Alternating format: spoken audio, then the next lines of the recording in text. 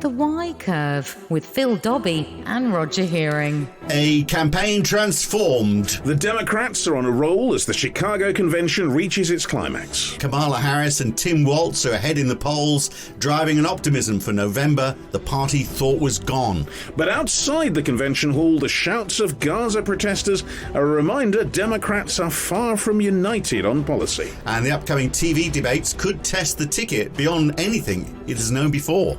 And Donald Trump and J.D. Vance still command a lot of support in the states that matter. So how will the next 9 weeks play out, and who will win the most powerful office in the world? The Y Curve. Well, is that all it is? Just 9 weeks to Just go? 9 weeks, and then they vote, and well, it's going to be really interesting because I mean, everything has transformed in the last few weeks, really. It's nothing like it was before. The gloom has dissipated as far as Democrats are concerned. Yeah, and I think Donald Trump is really struggling, isn't he? It certainly looks like it. He rambles now. Now we've noticed. Now He's always rambled. He has, but now Biden stopped rambling. We've noticed how much Donald Trump rambled. So he was. I mean, I saw him this week. He was talking about, the problem is not talking about policy. No. That's his problem. No. And he was talking about how somebody had said how much better Kamala Harris is, how much better looking than he is. Yes. And he was going, no, I'm better looking. And it's just all that sycophantic, oh my God, it's all about me. Yeah. And it just looked pathetic. But and I wonder whether some people who were, bolt-on Trump supporters are now going, maybe he has got a few problems. I don't know about the bolt-ons. I think they just are going to keep going. It's a religion almost for them. But I think that things are going to change with the next debate, because one of the interesting things they say about Kamala Harris is that she hasn't been tested in terms of a debate, in terms of a hard interview or anything like that. She's just held rallies, and cheerleaders have been there. But when that happens, indeed, when Walz goes up against J.D. Vance, I mean, it could change a lot. Yeah. Who knows? Either way, I guess. But she's got policies he's not at the moment. And it's interesting because it seems like they're both going after the same. They're both going after Middle America. Oh, yeah. So she's there saying, well, okay, well, we're going to, introduce caps on taxes. Yeah. We'll provide more welfare payments. And he's going after those same people, but not saying the same thing. She's basically saying, we'll give you money. And he's going, well, we'll make the economy better. And a lot of people could say, well, actually, you didn't really make the economy better last time. But people felt better. That's the thing. You look at it, and then people say, did you feel better off under Trump? And a lot of people say yes. Yeah. And that's the worst. But the other thing is, don't underestimate the possibility of the Democrats shooting themselves in the foot. Because perhaps not, I shouldn't say that after there's been an attempted assassination in the whole thing. But anyway. But in the foot is a lot less serious. In the foot is a lot less serious than the ear. It might have been hair to toenail or something. Yeah. But accuracy never good. Anyway, the Democrats have got a problem because... I love the fact we should just shy away from this and move on, but no, we've made it a topic, and all people remember from this podcast now that tasteless remark about the shooting. I know. Anyway. We should hang our heads in shame. But meanwhile, about that now, because outside the convention in Chicago, a lot of people protesting about Gaza, and you may feel quite justifiably that there's an awful lot that needs to change. But the point is, in the end, if Democrats, and some have said that they will not vote for Kamala Harris and Walz just because of what Kamala Harris, the government she's been a part, what they've done in terms of Gaza. But if you don't get that ticket, you get Trump. And Trump is he's extremely pro-Israel. He moved the recognition of a capital to Jerusalem. The US Embassy's in Jerusalem now. So... But they have the capacity to tear themselves apart. Don't forget 68 and the Vietnam War and Lyndon Johnson, all that. Yeah. So I wonder if that's going to become a central part. I wonder whether sort of like domestic policies are going to be a bit of a sideline. And it really will be an election that is won or lost on what happens in the Middle East. Well, that and I think image, I think optics. You see, and I do think one of the things they've got, when it comes to the debate, you're going to see Kamala Harris, young woman, a bit more attractive than Donald Trump, opposite Donald Trump. It depends who you ask. Yeah, well, that's true. But also, an older white man being insulting towards a younger black woman. It's not going to look good, is it? It really isn't. No. But as you say to his bolt-on supporters, that's all fair game, isn't it? But look, there's lots to talk about. By the way, I've been getting lots of emails. Somehow, you always do. Abusive? Well, you're not that abusive, but I get lots of them from Donald Trump. Trump. Oh, right. And I've noticed that they're not abusive. Well, they've ratcheted up. Let me tell you that. So I got them because I signed up last time. So I've been getting them. They all went quiet for the last 4 years. Well, you are a regular Republican voter. Well, they think I am. That's it. Even though they keep on saying, you look like one. Notice you haven't done this, and we're still waiting. We're still counting on your support, even though you haven't done anything yet. No. But some of those emails are quite extraordinary. But I'm getting lots of them. I'd say about 4 a day now. Well, Farnham is a swing state. That's we know. No, it is. I don't think you've even noticed that I don't live in America. So I'm not quite sure how smart they are. Well, let's talk to someone who does know about America. And funnily enough, someone we spoke to only a few weeks ago. But so much has changed. Thomas Gift, he's the Associate Professor of Political Science at UCL, founder director of the Center on US Politics, and he is in America and he joins us now. So, Thomas, I'm on Donald Trump's mailing list, and I've noticed that because he seems to think I'm a Republican supporter from the last time around. So I'm getting 3 or 4 emails a day, either from him or from Lara Trump. So the latest, for example, it's my last chance to get my official Trump-Vance hat because it's going to be discontinued this week. I know you want one. It says it's 100% made in America. So all I need to do is buy it and make a significant contribution. So there's a lot of that going on. There's a lot of activity happening. All of it seems a bit desperate because he's always asking for money. And there's a few buttons you can press, and some of them are quite sizable contributions that he's looking for. So is he running short on cash for this campaign? Well, I think that hat certainly sounds like a collector's item, so you've got to have it. So last chance to get one. I'll forward the details to you if you want. And it's not just the hats; it's the sneakers, and it's also the Bibles that. The Bible. Now that's quite something. Can you get a cardigan? Exactly, but I think you're right. I mean, these campaigns are relatively well funded. A lot of money, though, for Trump has been siphoned off for legal fees. So that has just been an enormous expense. Some of that has come through super PAC. Some of it's come through his campaign, but it's an enormous amount of money. I don't want to say he's totally desperate yet. I think a lot of Republican donors, particularly on Wall Street, who professed not to support Trump several months ago, are now kind of coming back to him because they think that he has a reasonable shot of winning the White House. But certainly he's got to raise some more money, and he's got a more formidable opponent. Well, that's interesting. You said they think he's got a reasonable shot at winning, because surely the mood music, I mean, what's happened over the last few weeks since we last spoke to you, everything has suggested the opposite. Well, I agree with that. Certainly, there's really been an about face. I mean, after the assassination attempt on Trump, you looked at the polling and you almost thought to yourself, how can Trump lose this?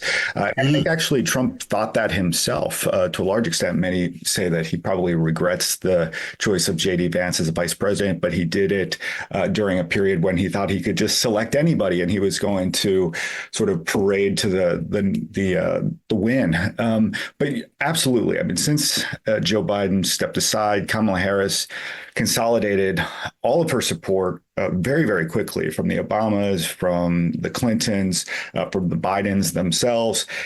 Pretty soon after, she was made the official Democratic nominee and closed most of the gap in the polls to the point where there's now some polling showing that nationally she's up on Trump and even outside the margin of error.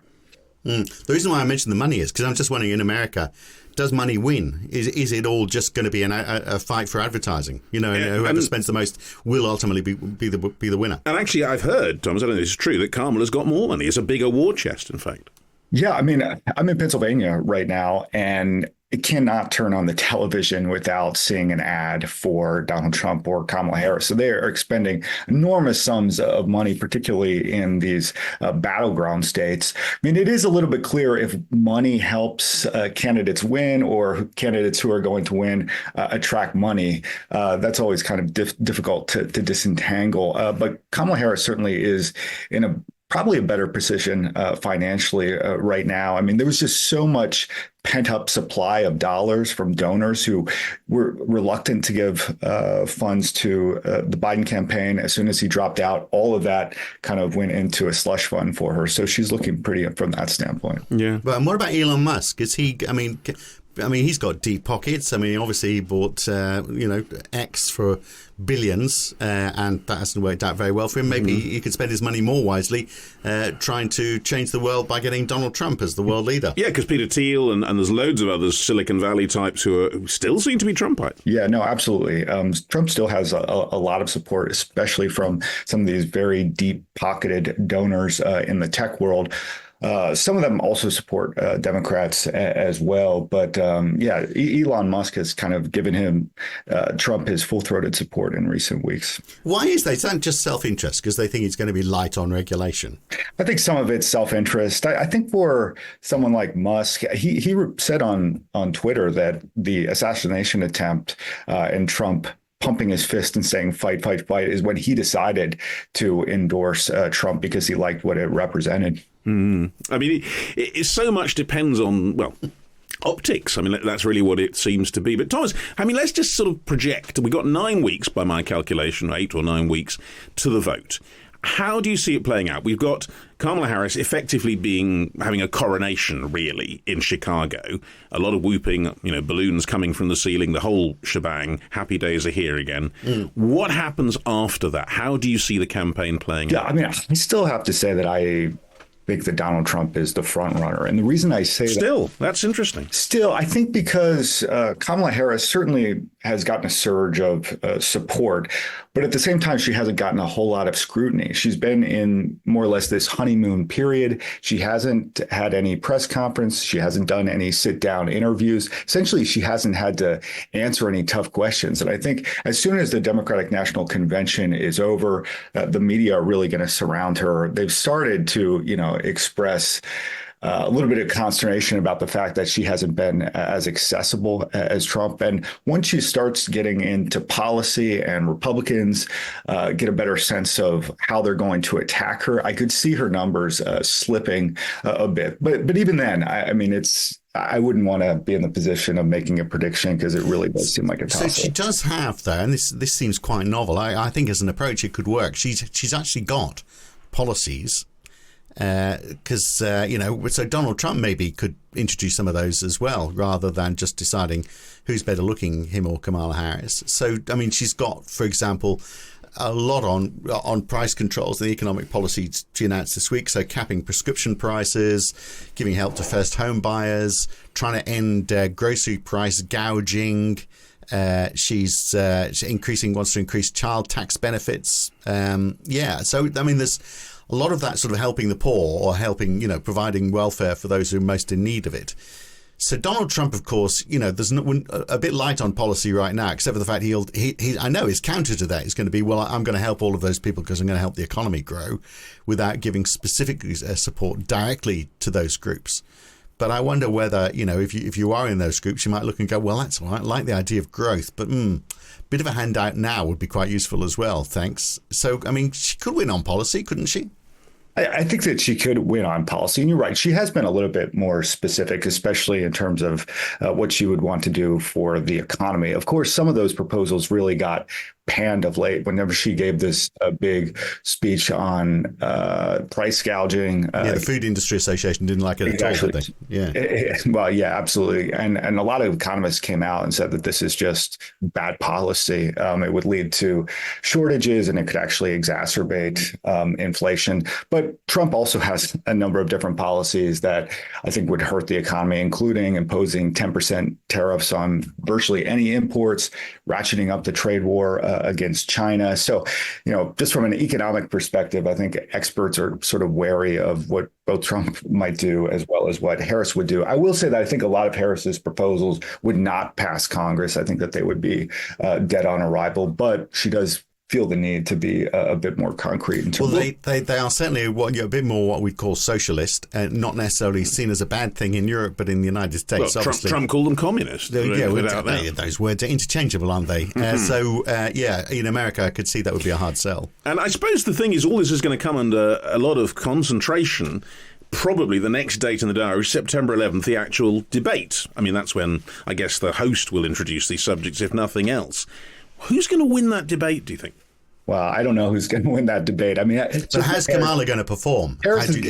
Yeah, I mean, she's certainly going to do better than Joe Biden. And that's not a very high bar. I think both Trump and Kamala Harris are kind of sneaky good debaters. I mean, Trump really rose to become the nominee in 2016 because he plowed over his competition during the debates. And Harris had some challenges whenever she was running for president in 2019, but most of that wasn't on the debate stage. And there were some moments that they've shown recently, even when she kind of got Joe Biden on the debate stage. So, I think it'll be a pretty tough fight. I'm not sure if either one will emerge as the clear victor. I think probably both sides will spin it such that their own candidate wins, but that's what we expect. What about Walz and J.D. Vance? They've got, I think, a face-to-face coming up as well. Again, I mean, does Walz inject something different into the campaign, the Midwestern dad vibe?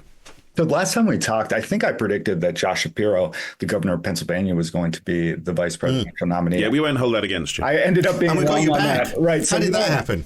So you don't give it to me for predictions. I mean, I still am very surprised, and I still think that was a strategic mistake simply because the odds of Harris winning without winning Pennsylvania are relatively low. But at the same time, I can see Walz injecting quite a bit of energy into the campaign. I mean, he's sort of represents this Midwestern values, his former football coach, very popular governor in Minnesota. At the same time, I think J.D. Vance in kind of that one-on-one format where he can really get into policy as kind of a wonk, I think he is quite effective. So I do think that that's going to be an interesting sort of dimension between the two. He's Donald Trump in short pants, isn't he, in so many ways, in that he is quite entertaining. I mean, there's a lot of rubbish comes out of his mouth, but I mean, he's, it's but you can see there's some thought as well. And so he's not a total idiot. Well, he thinks people with more children should get more votes.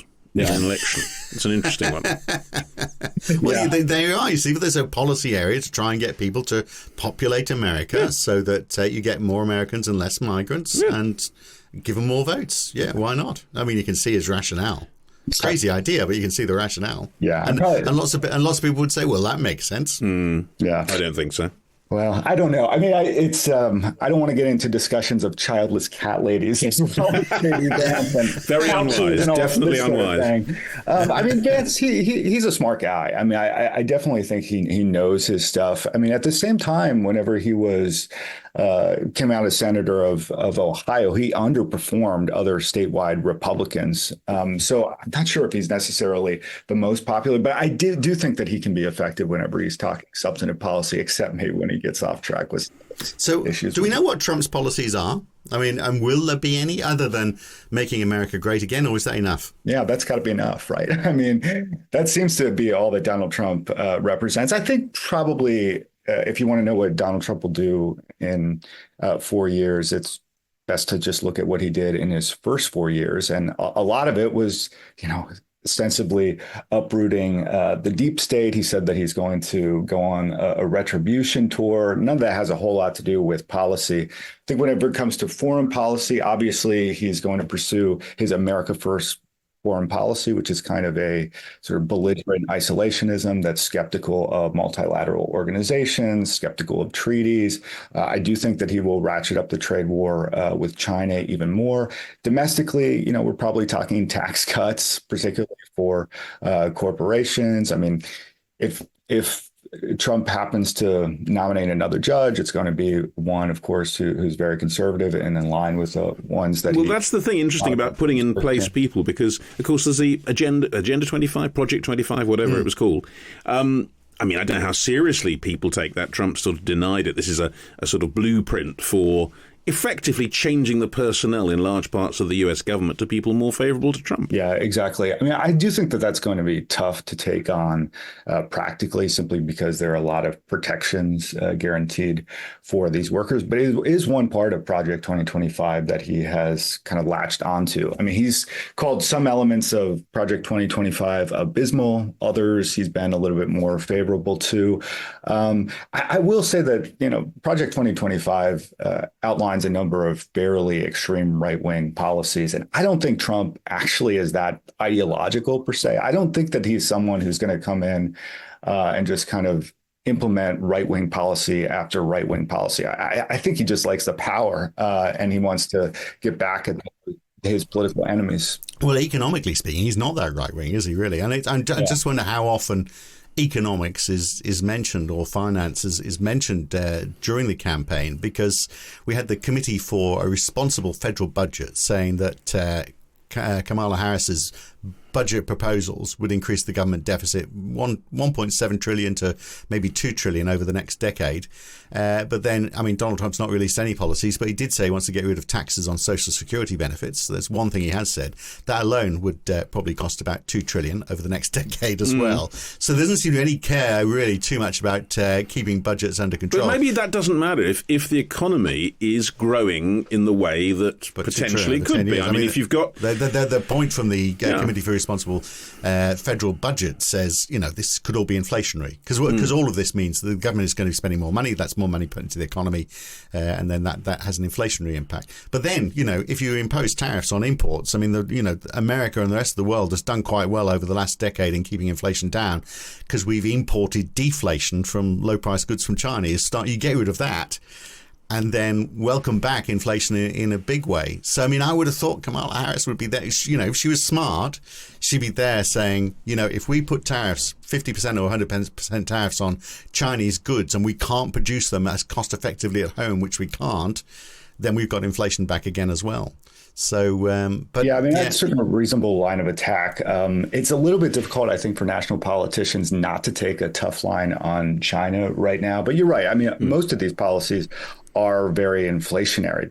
Too many dollars chasing too few goods. And we talk all about political polarization in Washington, but the one area where Democrats and Republicans always seem to agree is that there's going to be more federal spending. There is sort of money coming in to the Treasury. So are they really that different? I mean, you would have thought, the Republicans of old would be a little bit more fiscally conservative, wouldn't they? So if Donald Trump loses, I mean, taking a step ahead, does the Republican Party go back to what it was? Do they kiss goodbye to the Trump era, or do they say, well, let's have another shot again in 5 years? Would he even accept that he loses if he loses? Well, there's that too. Yeah, that's a great question. I mean, what is the future of Trumpism, and does Trumpism even exist without Trump? It's hard to think about the Republican Party quickly snapping back to sort of the status quo ante, what it looked like before 2016, what it looked like under, whenever the leader was Mitt Romney, or whenever the leader was George W. Bush. I think it's hard to kind of go back. I think the Republican Party is what it is right now. Obviously, Trump is a very important part of it. But I think Trump is, in some sense, symptomatic of some problems that are emerging within the Republican Party more than he is just exclusively the cause of it. What about within the Democrats? Because we mentioned the Gaza demonstrations. I mean, the Middle East war, as also the war in Ukraine, but particularly for the Democrats, what's happened in terms of Israel and Gaza has been very difficult to deal with. Will that cause problems during the elections? Will there be many Democrats who simply will not vote for a representative of the current government because of the Gaza policy? Yeah, that's still the big question. I mean, we certainly saw during the primaries a very large protest vote in Michigan, in particular, trying to make the point that they're not going to just accept any Democratic policies when it comes to Gaza, that they really want ones that they agree with. I mean, that can certainly make a difference on the margins. It does reveal, I think, some cracks within the Democratic Party that were already there, but are bubbling more toward the surface. There's always been this divide between more progressives and more moderates within the Democratic Party. And so how is Kamala Harris treading that line? Which side of the divide is she falling on at the moment? I mean, I think she's largely been trying to avoid that issue. I'm not sure if she can avoid it completely, but the best way for her, not to get hammered on either side is not to say a whole lot about it. I think most of her rhetoric has been fairly consistent with what, Biden has been saying, but she's really trying to keep a low profile. Because she'll get asked about that in the debates, when she's bound to come up at some point. And she's got to have an answer. Yeah, she's got to have an answer. I know. I'm just not exactly sure what it is. I mean, there was even some film from a recent rally where there were Gaza protesters who showed up. The one time she took a much more hard line against the protesters. Then the next time that happened, she took a much more soft tone. I'm assuming because she got so much pushback for doing so. So which Kamala Harris will show up? I'm not entirely sure. Well, she took on a heckler, didn't she? I heard this one where she said, yeah, you keep saying that, you're going to get Trump in the White House. Yeah. And I mean, that surely is the point. You know, can anyone be that myopic as to think that not getting returning Democrats to the White House will in any way help the Palestinian cause? I mean, Trump in the White House is surely the worst option. Exactly. I mean, there's a significant contingent, though, within the Democratic Party that just thinks it has to be ideologically pure at all time. And so even if Donald Trump would be worse for them on any particular issue, including the Gaza war, maybe they're still not motivated to show up. I mean, you would think that they would kind of take this rational calculation, even if they thought it was kind of choosing the best of two evils. But I'm not sure if all of them will. They'll just be so disappointed. Echoes of the Labour Party here, I think, in the past. Yeah, absolutely. I was thinking it's exactly the same, isn't it? Yeah. So what about the Russia-Ukraine situation? Donald Trump said he can get that one sorted out in a day. So he's just going to give in to Russia, basically, I guess. But I mean, do we know what Kamala Harris's take on that is? And are there any votes in it? I'm just going to say, or does America care? Yeah, does America care? That's probably the bigger question. I mean, as you said, Trump said that he would just snap his fingers and this war would be over in 24 hours, which ostensibly means capitulating to Putin.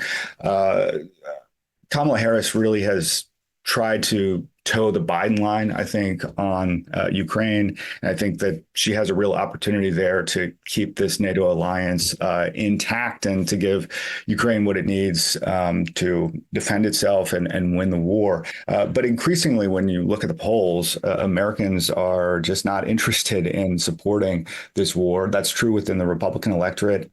I'd say it's maybe even true within the Democratic electorate as well. So whether there's just fatigue on this issue, how Harris will deal with that is a big question. At some point, I do think that even if it's not happening in public, in private, there's going to be some pushing on Ukraine to say we need to find Zelensky negotiate. What about migration, though? Because that, again, surely it's the biggest problem for Kamala because she was, in some sense at least, Biden's representative on that issue. And it's obviously one that Donald Trump built a lot of his political capital on. Yeah, you're right. I mean, I do think that immigration can be a political liability for Kamala Harris. If you look at the polling, more Americans say that immigration is the most important issue than sort of any other issue besides maybe the economy.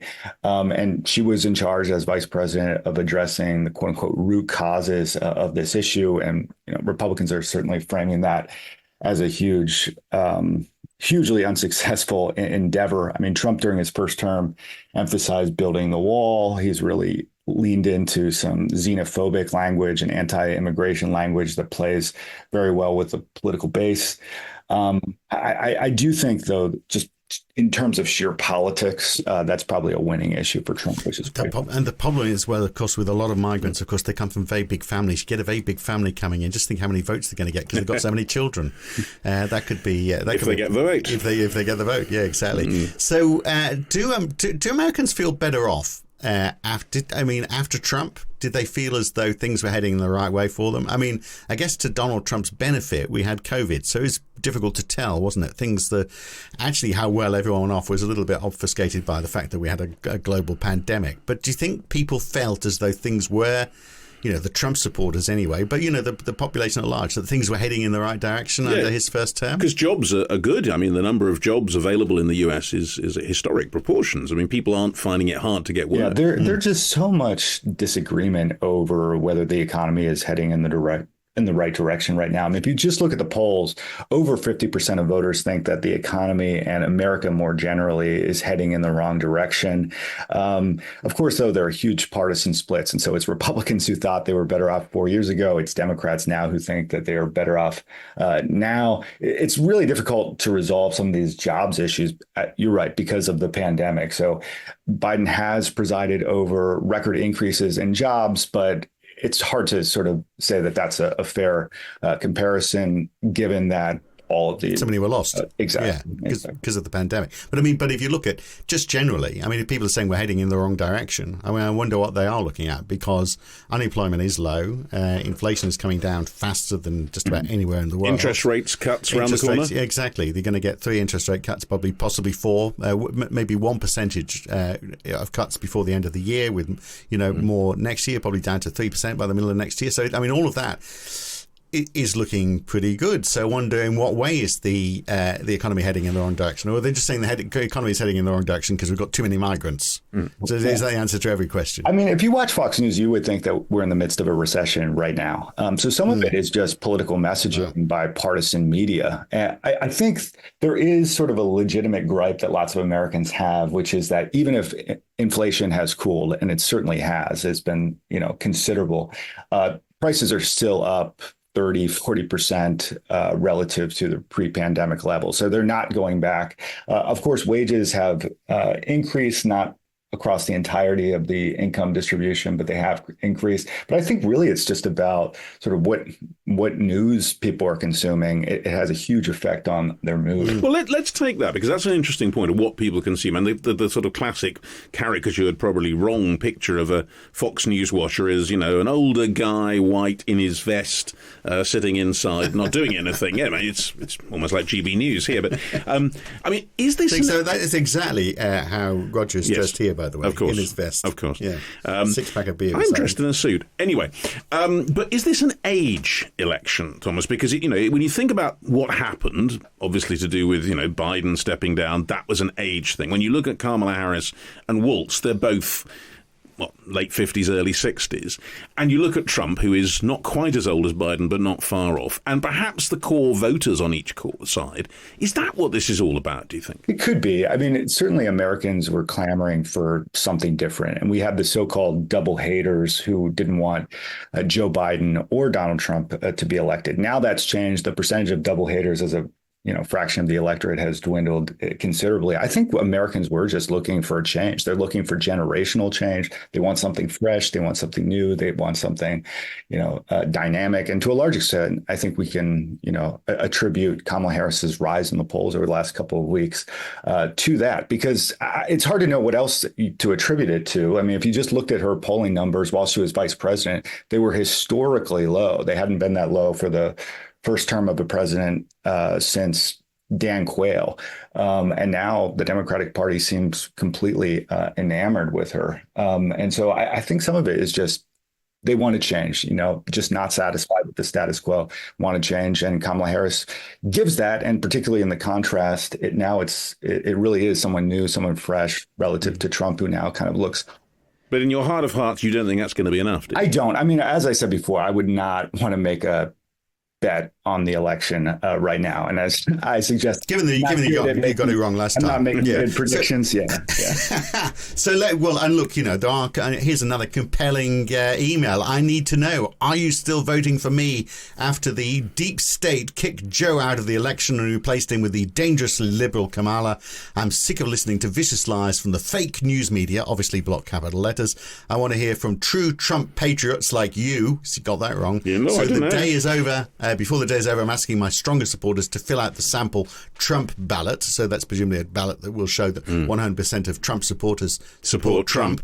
Democrats think we're finished, but I need your response to show them the MAGA revolution is just getting started. With your support at this very critical moment, we will demolish the deep state and take back our country from the corrupt ruling class. But that can't happen without you, friend. Click on the red button. It's compelling, isn't it? Yeah. I don't know how to respond to that.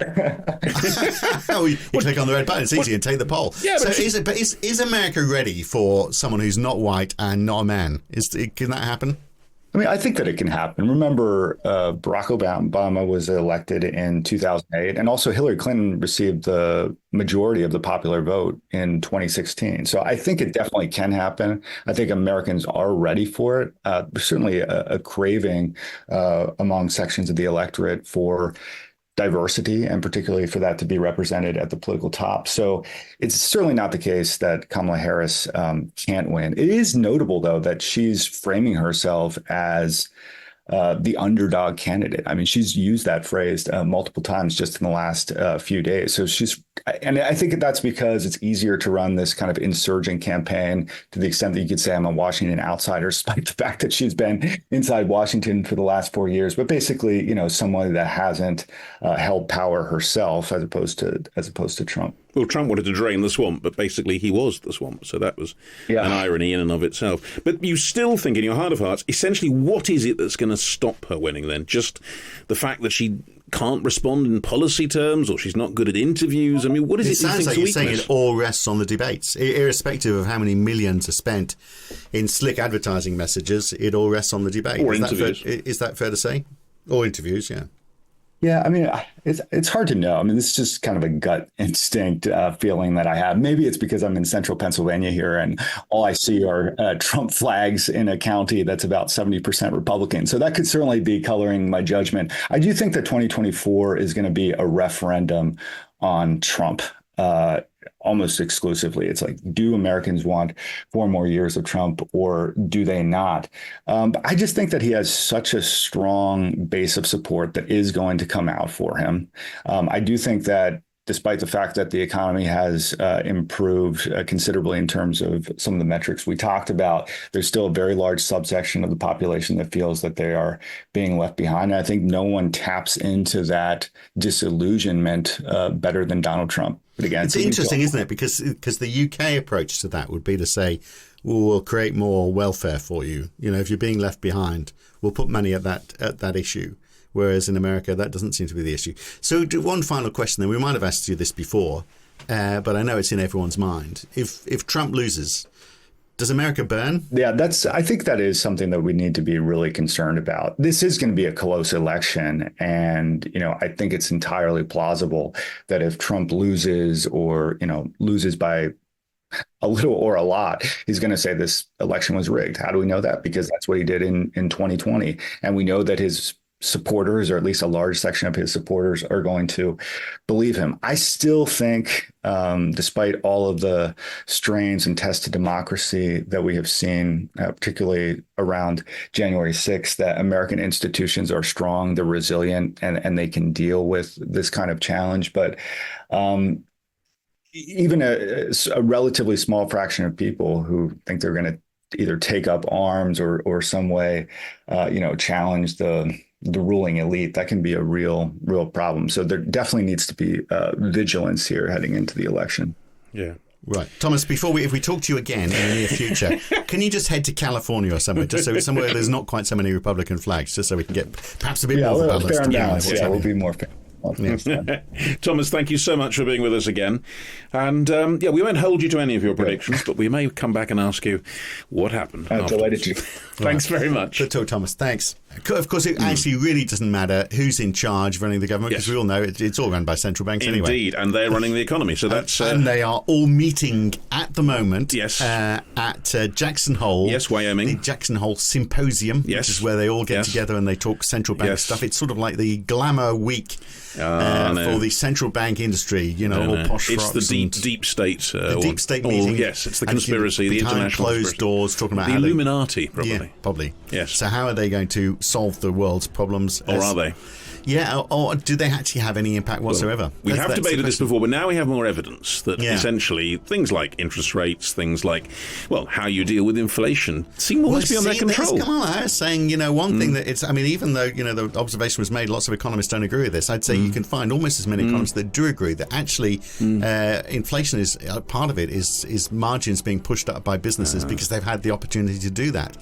So price control's not particularly, welcomed by economists, but maybe if you had them, maybe that was sounding like a Labour government of the 1970s. Places like, you look at Switzerland's an interesting example of a country that has had very little, and we can talk about this next week. How have they avoided, their inflation got up to something like 1.5%. My God. And their interest rates similarly so. So how come right stuck in the middle of Europe, where you've got inflation that got worse than it did here at its worst, I think, didn't it? Got over 10%, same as we did. How did they avoid it? Toblerone. Just the price of Toblerone didn't increase too much. Yes, they made the bars smaller.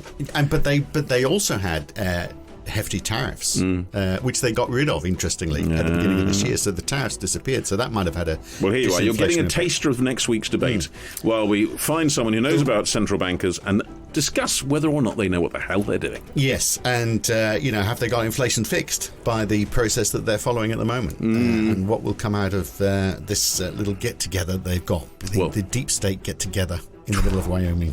You see, you are a Trump supporter. Definitely. Right. All right, that's next week on The Y Curve. Thanks for your company today. We'll see you next week. The Y Curve.